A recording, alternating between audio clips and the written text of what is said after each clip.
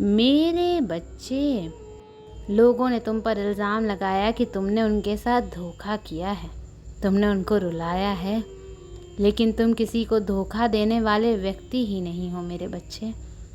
तुम्हारे परिवार में आए दिन कलेश होता है, तुम्हारे परिवार के लोग ही तुम्हारे ऊपर उंगलियां उठाते हैं। तुम लाख कोशिश कर लो लेकिन तुम्हारे परिवार में शांति नहीं आ रही मेरे बच्चे, क्योंकि तुम्हारे परिवार के लोग तुम्हारी बातें छोड़कर किसी तीसरे व्यक्ति की बातों पर ज़्यादा यकीन कर रहे हैं और उनकी बातों में आकर वो तुम्हारे साथ ये सब कुछ कर रहे हैं, वो तुम्हें गलत ठहरा रहे हैं।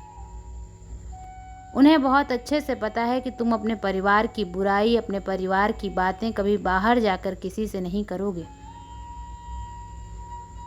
पर उनको तो अब मज़ा आने लगा है तुम्हें रुलाने में, तुम्हें प्रताड़ित करने में।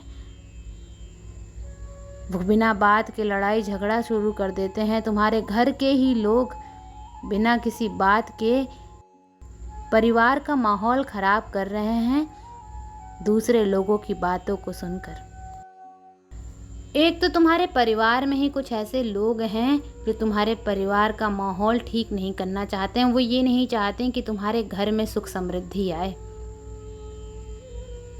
ऊपर से वो लोग बाहर के लोगों को जाकर घर की बातें बता रहे हैं। उनको ये लग रहा है कि अपने घर वालों से ज़्यादा बाहर के लोग उनके ज़्यादा सगे संबंधी हैं, उनके ज़्यादा शुभचिंतक हैं, क्योंकि वो लोग उनकी बातें सुनते हैं, उनको समझाते हैं, उनको सलाह देते हैं। और तुम ऐसे नहीं हो, क्योंकि तुम सत्य का साथ देते हो मेरे बच्चे। तुम्हारे लिए सच से ऊपर कुछ नहीं है।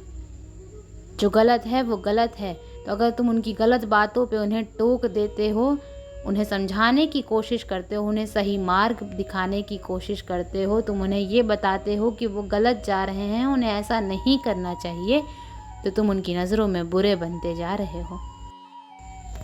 तुम्हारे परिवार के उस व्यक्ति को यही लग रहा है कि तुम उसके इतने सगे नहीं हो जितने बाहर के वो लोग हैं। अगर वो किसी मुसीबत में फंसेगा तो एक बार को तुम शायद साथ खड़े ना हो, पर वो लोग साथ खड़े रहेंगे उसके, और यही उसकी सबसे बड़ी गलतफहमी है।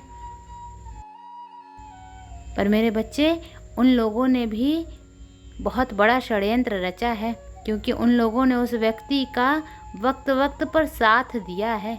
उसका यकीन जीतने के लिए एक दिखावा किया है कि वो लोग उससे बहुत प्रेम करते हैं और उसका दर्द समझते हैं। इसलिए वो व्यक्ति उन पर आंख बंद करके यकीन कर रहा है।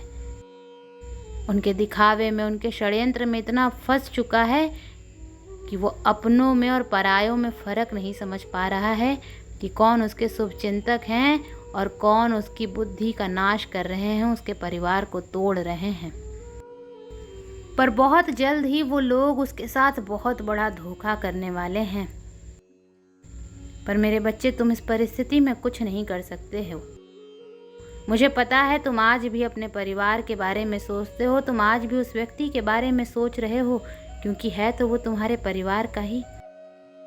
पर इस परिस्थिति में तुम्हें कुछ नहीं करना चाहिए मेरे बच्चे, क्योंकि तुमने बहुत कुछ करने की कोशिश की है, पर हर बार तुम्हारा अपमान हुआ है। हर बार तुम्हें इस समाज के सामने नीचा दिखाया गया है, तुम्हें अपशब्द बोले गए हैं, तुम्हारे ऊपर हमेशा दूसरों को चुना गया है, गैरों का साथ दिया गया है तुम्हारे सामने।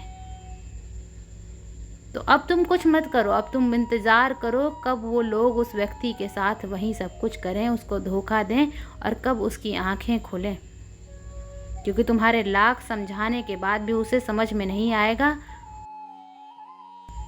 उसकी आंखों पर अंधविश्वास की पट्टी बंधी हुई है। उसको उन लोगों के आगे तो मैं भी अच्छी नहीं लगती, मैं भी सच्ची नहीं लगती। इसलिए उसे समझाना छोड़ दो, क्योंकि तुम जितना उसे समझाओगे वो उतना ही कलेश करेगा, उतना ही लड़ाई झगड़ा होगा तुम्हारे परिवार में। तुमने हर बार कोशिश की है कि चीज़ें संभल जाएं, तुमने हर बार उस व्यक्ति को समझाने की कोशिश की है, पर उसके मन में कुछ गलतफहमियां हैं जिसे वो खुद दूर नहीं करना चाहता है। वो ये नहीं देखता है कि तुमने अपने परिवार के लिए क्या कुछ किया, कितना संघर्ष किया, सब कुछ खड़ा किया। उसको तुम्हारी बातों से ज़्यादा अगर दूसरों की बातों पर यकीन है तो उसे करने दो मेरे बच्चे, क्योंकि वो खुद कुछ भी ठीक नहीं करना चाहता है। तुम उसे समझाओगे, उसे कुछ बोलोगे, फिर वो समाज के सामने तुम्हारे ऊपर कीचड़ उछालने की कोशिश करेगा और 10 बाहर के लोग आके तुम्हें तुम्हारे परिवार के ऊपर ज्ञान देकर जाएंगे और तुम कुछ नहीं बोल पाओगे, क्योंकि तुम्हारा स्वभाव ही ऐसा नहीं है। तुम्हें नहीं आता अपने खुद के परिवार पर कीचड़ उछालना, तुम्हें नहीं आता अपने परिवार के लोगों को बदनाम करना मेरे बच्चे। तो तुम चुपचाप फिर से सब कुछ सह लोगे और तुम्हारी इस चुप्पी से उस व्यक्ति को एक गलत संकेत जाएगा, एक गलत संदेश जाएगा कि अच्छा, ये व्यक्ति अभी भी कुछ नहीं बोल रहा है। तो इसलिए अपनी इज्जत बचाओ और चुप हो जाओ, कुछ भी मत बोलो, उसे लड़ने दो, उसे बोलने दो। वो कब तक बोलेगा, अकेले कब तक लड़ लेगा वो, अगर तुम पलट कर कुछ नहीं कहोगे तो। क्योंकि बहुत जल्द ही उन लोगों का असली चेहरा उसके सामने आएगा। वो लोग उसके साथ बहुत बुरा और बहुत बड़ा खेल खेलने वाले हैं मेरे बच्चे, जिसका अंदाज़ा भी नहीं है उसे। और ये ठोकर लगना बहुत ज़रूरी है उसके लिए, क्योंकि जब ये ठोकर उसे लगेगी तभी उसे समझ में आएगा कि भविष्य में उसे अपने परिवार का हाथ छोड़कर किसी गैर का हाथ नहीं थामना है, दूसरों की बातों पर यकीन नहीं करना है, हमेशा सिर्फ और सिर्फ अपने परिवार की बातें सुननी है और अपने परिवार की छोटी से छोटी बातें किसी तीसरे व्यक्ति को जाकर नहीं बताना है। बहुत जल्द ही तुम्हारे परिवार की परिस्थितियाँ ठीक होंगी और उन परिस्थितियों को ठीक होने के लिए उस व्यक्ति को वो ठोकर लगना बहुत ज़रूरी है। तो तुम अपनी शांति भंग मत करो, तुम बस चुपचाप दूर बैठकर सब कुछ देखो।